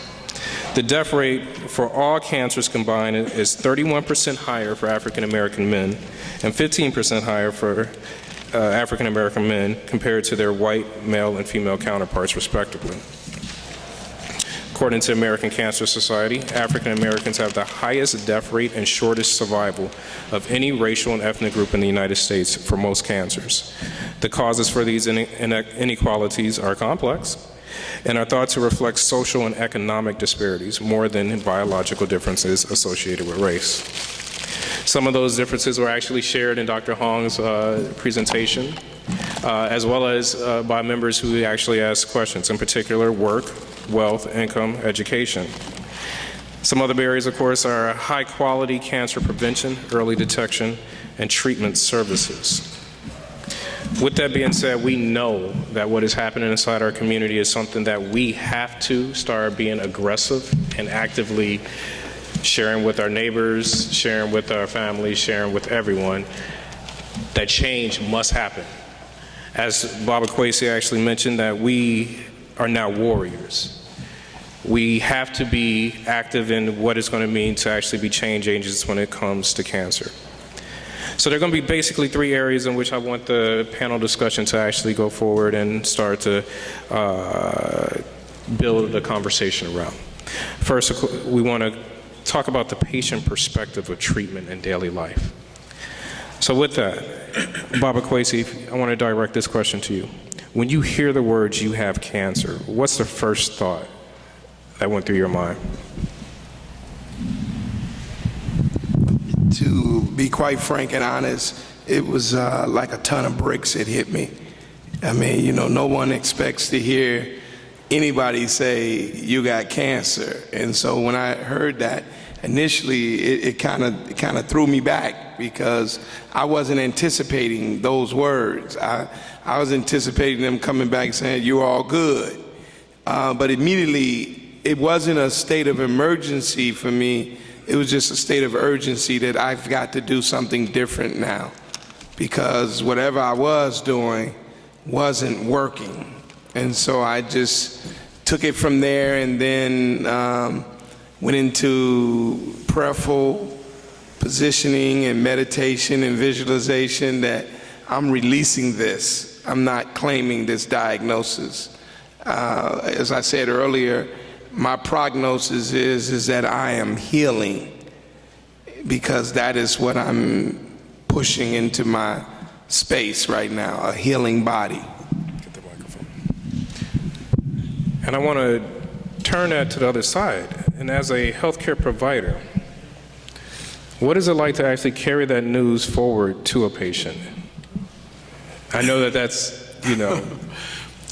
It's difficult enough where we actually start training for that right in medical school. Before you're even a physician, you have to take courses on how to deliver, bad news. Actually, the courses are called Delivery of Bad News, in terms of talking to people about new diagnoses, especially cancer, which I think, it's a loaded word where most of us, if we're told we had a heart attack, if we're told we had other diagnoses, cancer is even a heavier term to sort of take in than many of the other things that are equally as dangerous in terms of our health. But I think as a physician who, as a gastroenterologist, who I do diagnose people, luckily not as often, with colorectal cancer, and have to have that discussion with them. I think it's something you have to respect the individual, you have to respect where they are, and try to have an idea of where they are in the process of receiving information, because it's very hard to even process that kind of information initially. So usually it's a discussion that occurs over a period of time, and you always see the commercials where people say, "The doctor walked in and said I had cancer," and then walked back out of the room. Part of that when they study it, part of it is people, when you're in that environment, there's certain parts of the conversation that you don't even hear. You're not even able to take it in. And so that's why physicians really have to be careful about what they say, how they say it, what environment it's said in, so that people can actually receive the information in an open way, and not in a way that makes it even more of a difficult situation than receiving the diagnosis, but also the way it's given can be, hurtful. So it's something that, physicians are much more aware of now, but unfortunately there's still a lot of ways to go. And the one thing that was also shared about cancer is that we are surviving longer. Communities are definitely no longer just perishing away once they get a diagnosis, and thanks to the science and thanks to so many other things. However, the opportunity that lies here is a new normal. And when you are diagnosed with cancer and you are treated, you might not have the energy, you might not have the stomach, the diet that you were able to retain anymore. So your body will change. And so, Sarah, there are various side effects to cancer treatments that patients can experience based on therapy they are receiving. How can a patient advocate for the detection and treatment of toxicities they might experience? So the scope of my experience lies with patients who are participating in clinical trials, but I think what we're talking about is empowering patients to be proactive in their health care, and I think what that means is patient education and engaging patients. The consent form process is a tool that we use to encourage dialogue between patients and their healthcare providers. This is an opportunity not just to get the patient to sign the form, but really a process to talk to patients about expected toxicities or side effects they might experience, as well as for them to learn about other treatments that are available to them. And then patients oftentimes learn as a result just more about their cancer diagnosis. We encourage patients to ask questions. I find that a lot of patients have difficulty asking for help or asking for what they need. A lot of times I don't think that they even really know what it is that they need.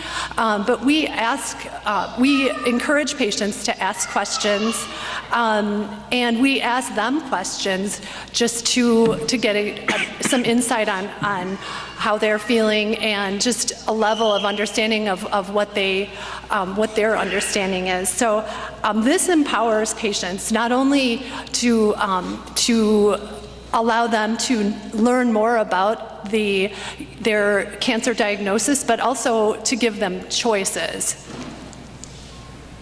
And Tamika, regarding the support network behind after a diagnosis, how can supporters help patients digest a cancer diagnosis and encourage them throughout the treatment? Gilda's Club believes that everybody that knows someone is impacted by cancer.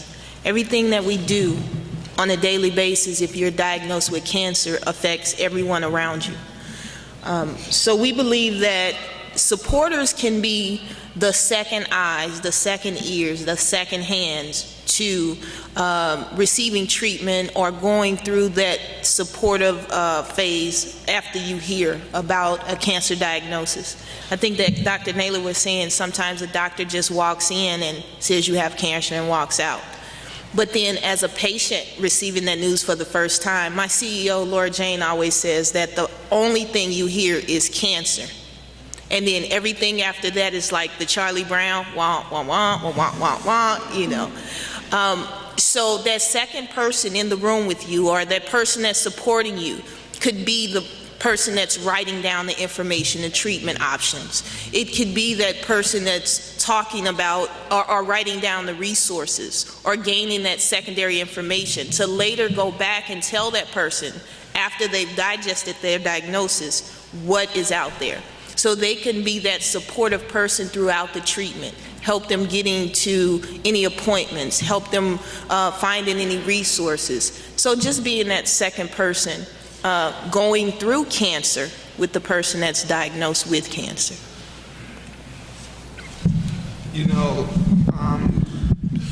Sis made a very important statement when she talked about support. The support network is very, very critical. I'm sitting here today because of a network of support. And that network of support is not so much just your familial or your family, but your external relationships, your friend relationships, your co-workers. I mean, it's like you begin to see how expansive your circle really is when something like this happens. And for me, it was also a learning curve to see that there's so many support networks for African Americans that you don't really hear about. There's a brother by the name of Al Brown that's doing wonderful work with the 99 movement, which is a piece that's really made up of women who are charged with making sure that their husband, their boyfriend, their son, or whoever gets to the doctor, get your prostate checked, get your colon checked. We got a good friend, Sister Tashi Joyner, with the Butterfly Circle of Network. You know, there's just so many, and those two come to my mind right away. And even with the piece that I'm doing now with the Cancer Diaries, that I encourage everybody to download it, because this is a intentional effort by people who are normally marginalized when this conversation is happening, that has said, we matter, we count, we hear, we have a voice, listen to our stories. And I think for me, the beauty is the level of inspiration that's coming through that, just by seeing it go viral. And, you know, it's almost like if cancer's a cancer, then the Cancer Diary is going to be a cancer.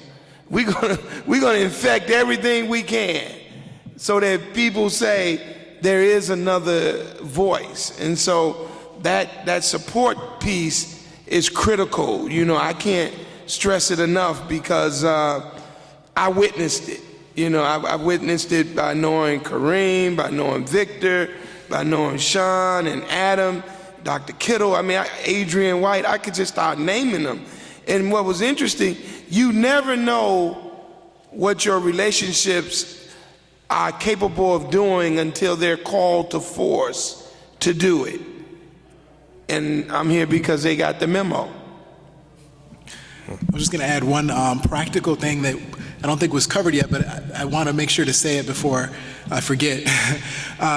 Related to survivorship, one important issue that I was hoping that Dr. Hong would have mentioned is, does anyone know what the #1 sort of cause of mortality in cancer survivors actually is for both men and women? It's heart disease. So one of the things in terms of being a support network, in my own family, my father's a prostate cancer survivor and a kidney cancer survivor, and he really never had medical care up until being diagnosed, like some of the stories we've heard. And since being diagnosed, he underwent surgery and radiation therapy, and he's doing really well, but he still has uncontrolled hypertension.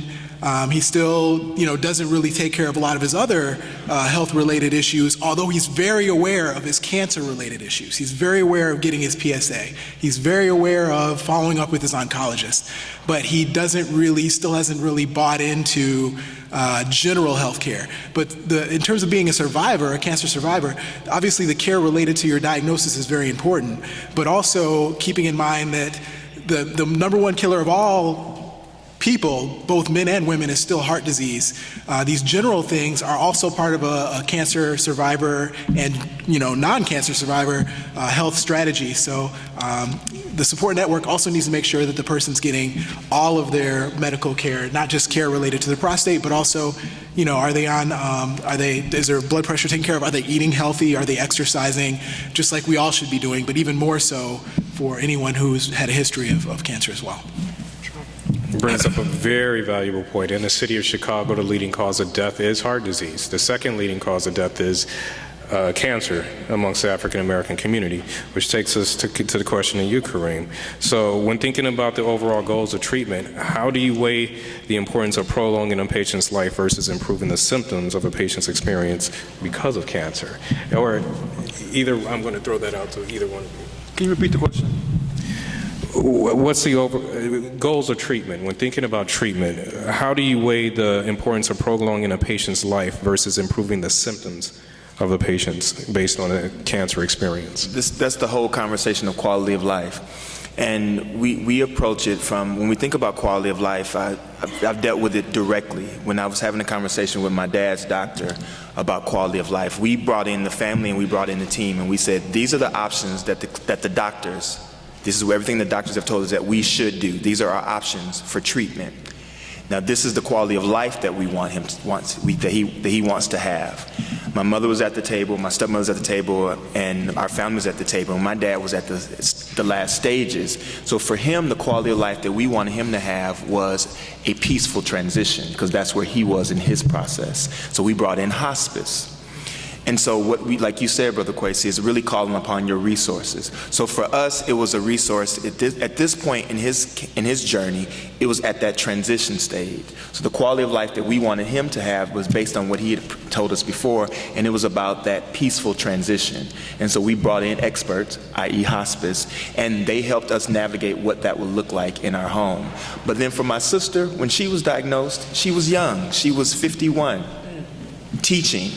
And so when we talked to her oncologist, it was like, how do I survive this? How do I continue to pay for my son who's a freshman in college?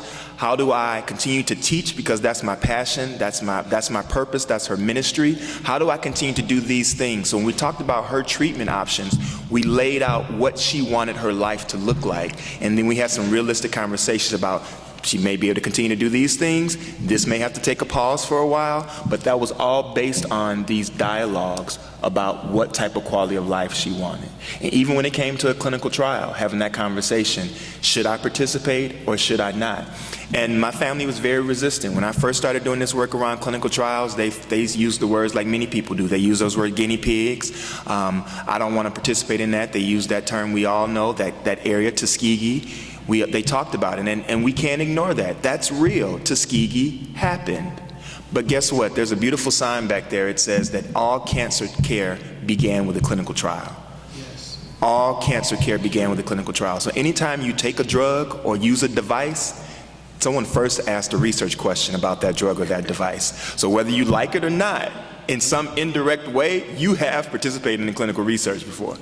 You may not even know it. When you have a surgical procedure, if they do it, many people have to get stents now because we can open up that flow and keep it open. When you get that stent, many of those stents are in what's called post-market research. So one of those consent forms you signed for that stent was probably a research consent form, and you may not have been aware of it. So you can go into a registry and they can follow any outcomes that happen after you get that stent. That happens for most devices. But these are the types of conversations we have to start having with our community, because they think that this clinical trial conversation is something that, oh, that's not about me. Well, because the clinical trial conversation is not about you, the drug that you take may not work on you because you weren't at the table. And my dad used to say, if you're not in the kitchen, you might end up on the menu. Real talk. Did I answer your question? Oh, that's okay.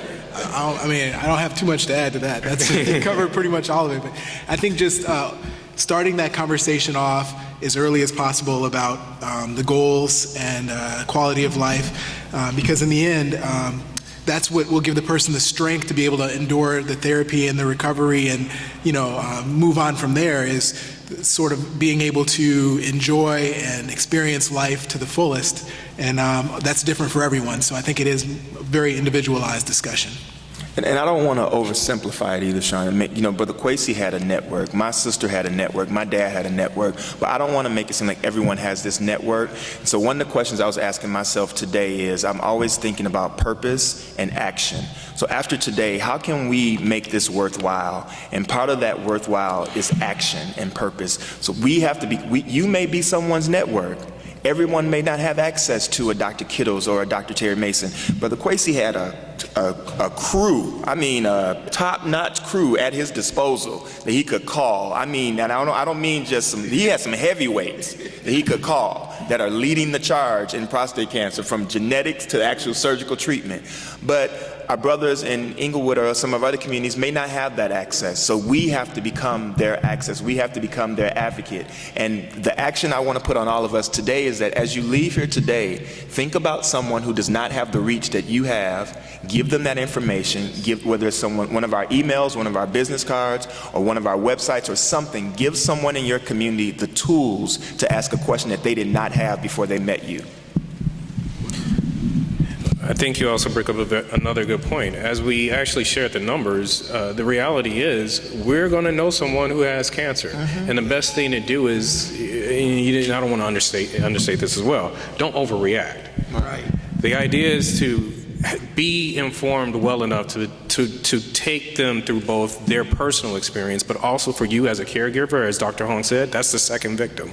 But you to be as prepared as they are and understanding that this disease can be handled, and handle it in a level head, and handle it as a community, as, again, an informed and an engaged group. But that also brings up another good point, which is cultural competency, and which is another key area that unfortunately healthcare has had a very poor record with. I want to direct this to Sarah. Not all communities are the same, and cultural differences can make a difference in patient recovery. What role, if any, can innovative cross-cultural, cross-sector collaboration play in promoting patient recovery, particularly as a population grows more diverse?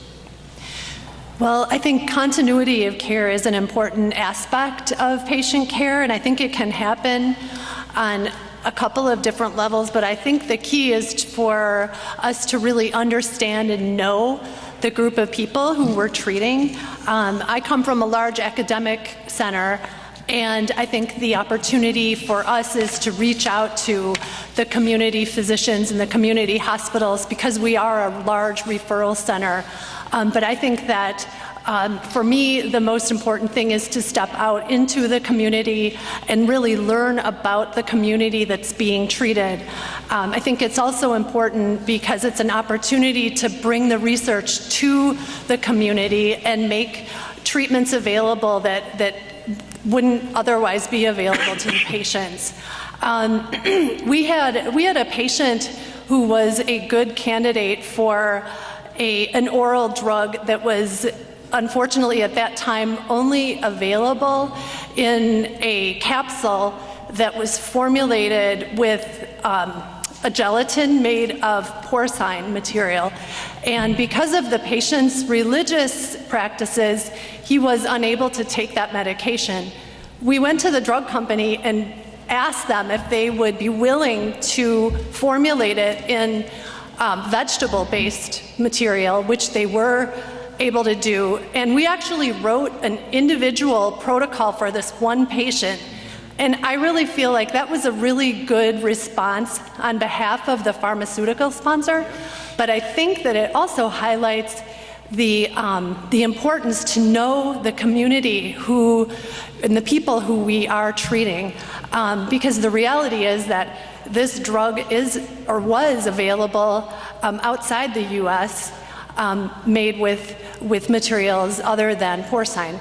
And so just knowing that, clearly this wasn't the only gentleman or the only patient in the U.S. who has similar religious practices. So I just think that really underscored the importance of knowing who we are treating.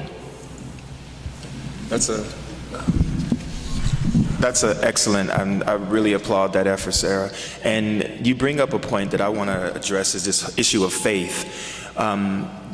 Traditionally, we know communities of color are often faith-based communities, not just religious-based, but faith-based, and have a spiritual component to it. We don't like to generalize, but that is something that we've identified. And when we think about cultural competency in care, in screening, and survivorship, we have to have conversations about someone's faith and spirituality, because that's going to play a huge role in their journey. And one of the things that we've done in our community engagement and outreach is to really equip the churches, synagogues, or temples, wherever, with health ministries. These are organizations within that congregation, within that faith community, that will be there after we're gone. They are what we call sustainable. They're there. They're doing the work already. They started, many years ago, we used to just call them the nurses, and they were wearing the white hats in the congregation. They were there to help out with anything. But now that whole conversation of what a church nurse is has really expanded to this conversation of a health ministry. And there's many efforts with universities and community partners to train health ministries to be able to have some of these types of conversations that we're having today, to have some of these same conversations on Sundays after church, or on Friday after choir rehearsal, on Wednesday after Bible class. So we don't want to ignore this conversation of faith, because that's a part of cultural competency. You have to be able to listen. So when you hear a patient come in there and they say, "I'm not claiming that," you know right off the bat, when they're not claiming it, you say, okay, I gotta have the faith conversation with this person and what that means. Because unfortunately, sometimes we've seen communities of color not get the treatment and not seek care because of that faith. But what I then say is that, you know what, this drug may be this is your answer to your prayer possibly. So not taking this is not necessarily you denying your faith. This is actually being wise. So we have to really understand the role of faith and what it plays, and use that as an asset and a resource and not as a barrier. And turn to that, Tamika, can you actually share with us how Gilda's Club has actually used those type of strategies to innovate both their programming and incorporate the community? Okay. One new program that we brought into Gilda's Club is the faith-based outreach program. That's kind of one of my specialties with Gilda's Club. I actually go out and work with these faith-based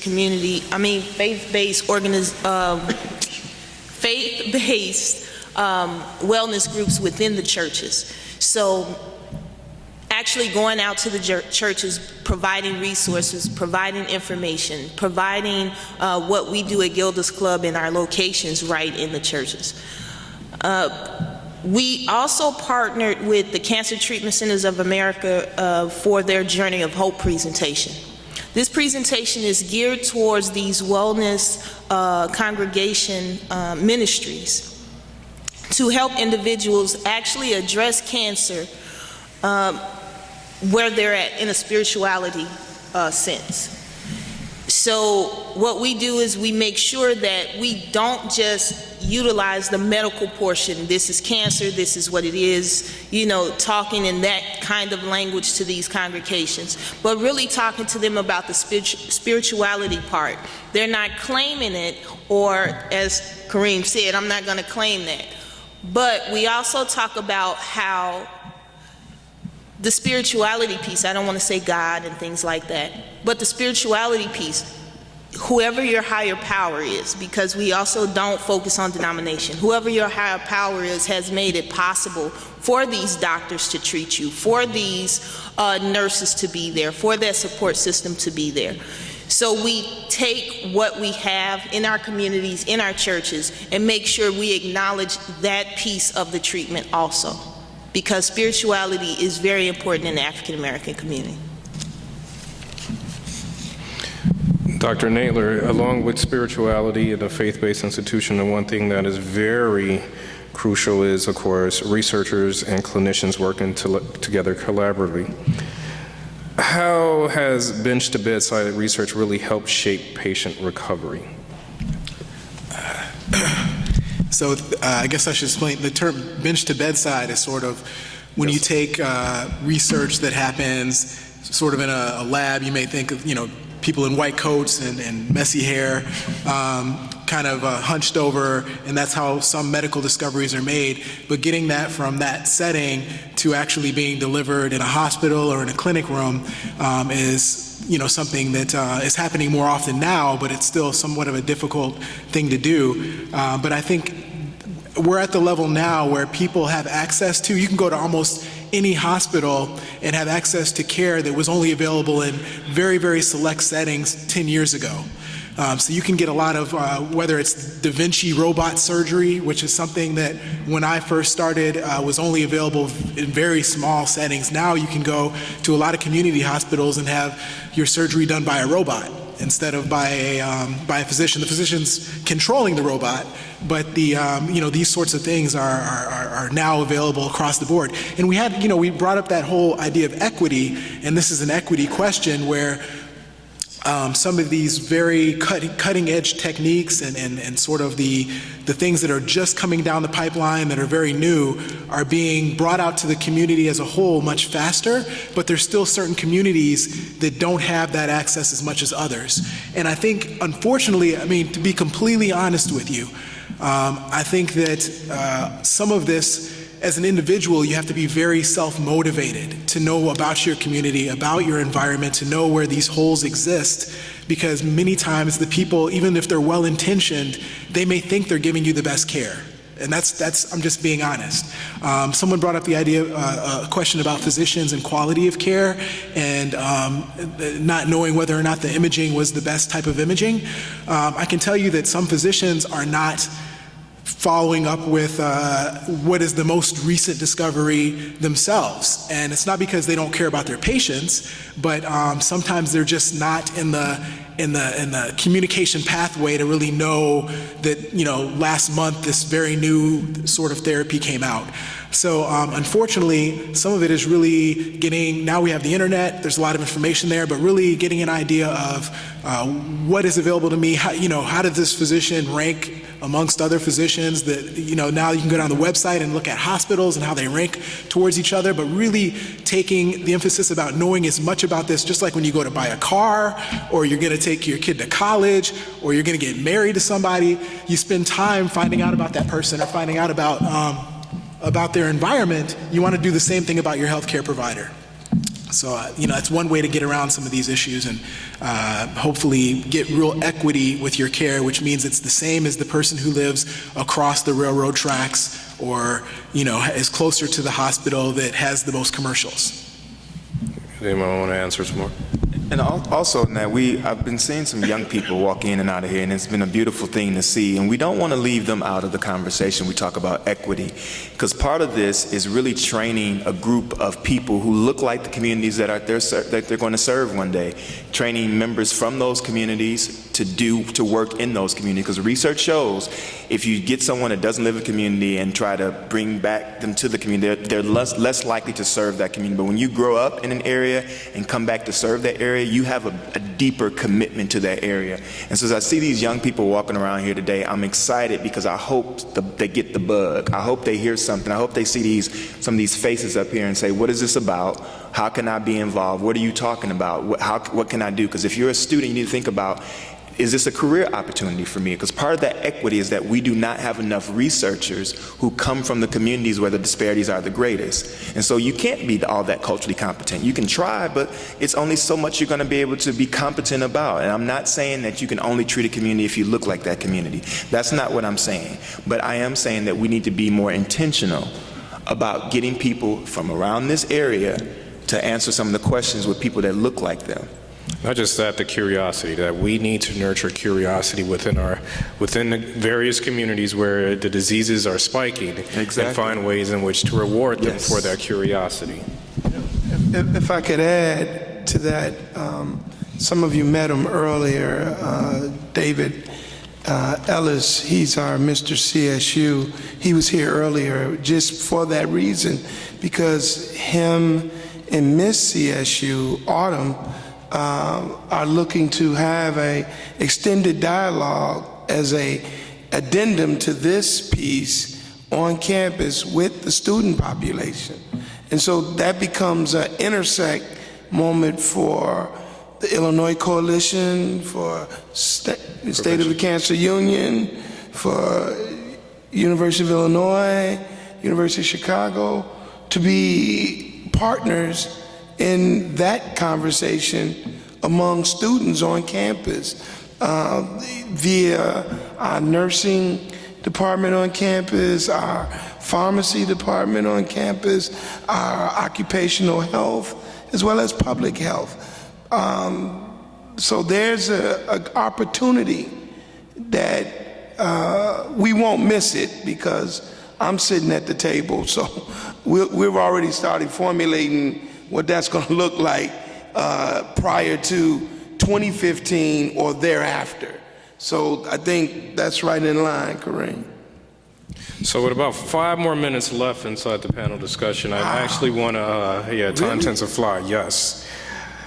We just recently had an election that really changed the landscape of both the nation and, for this matter, the state of Illinois.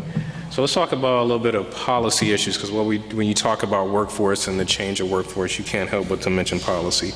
So I will just ask a general question, and what effect, if any, do you think the ACA will have on cancer treatment and patient diversity? In particular, looking at how Congress has changed, and that might actually have impact on the ACA, or the Affordable Care Act, let me refer to it as that. Any ideas, any thoughts? I have a quick thought. We have to vote, and we have to use our voice for policy, one of the areas I'm really concerned about right now is the budget cuts that may happen to the Illinois Breast and Cervical Cancer Project.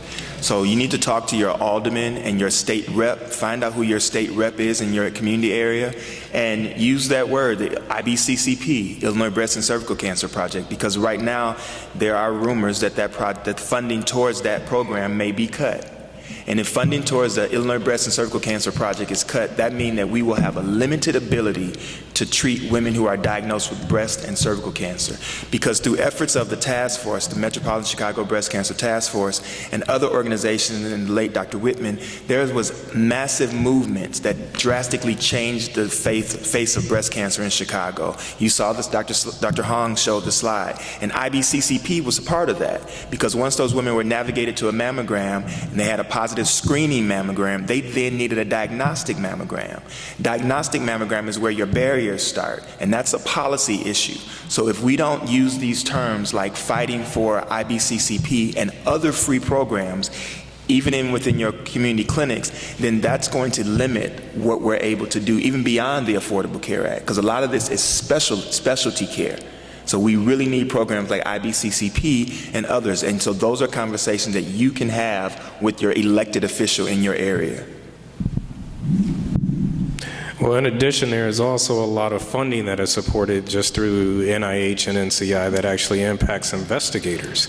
And that funding is steadily being cut. And we would like to, like I said, as Kareem and Kwesi hinted, we want to increase the pipeline of minorities actually doing this type of research. So just out of curiosity, if you can comment on funding for investigators. Yeah, that's a tough question, because I think that the country as a whole is strained financially. And you have to, if you have $10 and you have a lot of different things you need to do, you have to figure out where every dollar of that $10 is going. And that's what the country's doing when it comes to priorities for spending money. And the NIH, which funds the majority of health-related research in the country, their budget has been cut significantly over the last several years, which affects research, cancer research, all types of health-related research. It's difficult. I can tell you, as someone who I myself benefited from programs for minorities to get into healthcare, many of those programs don't exist anymore. The programs that I did 10 years ago aren't even available anymore. And they are things that help keep me in what we call the pipeline, to bring people from college to, or from high school actually, to college, through medical school, and then to remain researchers. So I think part of it is those of us who are interested in these things, we have to do more ourselves, because the system may not provide an avenue anymore. It may once again fall on individuals to be really activated and very active in the things that they can themselves do, because there may not be these programs that are available. So some of that's taken up by things like the American Cancer Society or other groups that actually take money from individuals and not from taxes, like the NIH. And in some ways that can help balance this as well, but it really falls on individuals to be like lobbyists, to get the things that they think are important, still push those issues, like with the cervical cancer and breast cancer screening. Individuals have to push that agenda. I also think that could also be a call to the Illinois African American Coalition to start thinking about how they can step forward and make that pipeline rich and fruitful. And so with that, we would open up the floor to questions from the audience. However, we are on a tight line and want to actually close out this afternoon's event and end on time. So I would like for you all to just put your hands together and thank our panelists for their efforts today.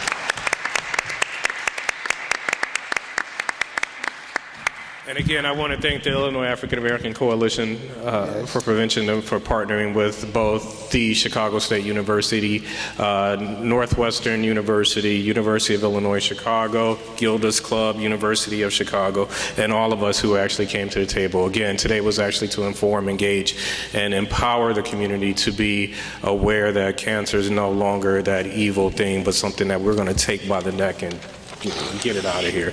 And with that, that's what makes us warriors. And I now want to turn it over to Malik to close this out. Thank you. Kareem, Malik, tomato. Again, I want to thank, you know what, let's give Sean a great round of applause for, because when you know, I mentioned Jan Holcomb earlier, and I told Jan, you know, hey, I came across this issue around disparities in survival rates of African American cancer patients, and kind of the disparity in terms of the access to support networks and other interventions that help folks survive. And Jan said, you know, well, you know, is there something that you'd like to maybe do around that? And I reached out to Sean, and Sean right off the bat was like, you know, hey, we can do this, and this. And again, Sean, I want to thank you for putting that type of energy, and he stayed on top of it. I also wanted to thank Kareem Watson, Kwesi, Victor Legrune. I was going to say Legrune. You know, they all jumped on board right away, and we had these telemeetings. I think we put this together in, what, a month maybe, if that? So again, I want to thank you guys. I also want to thank our staff. In particular, I want to thank Isaac McCoy, sharpest dressed brother in the room, James McCombs, our Special Initiatives Coordinator, and Phyllis Sadiku, our Marketing and Communications Coordinator. So with that in mind, we're gonna close it out. And again, thank you very much. And we wish you to be safe on not only your journey home, but your journey throughout life. Thank you very much.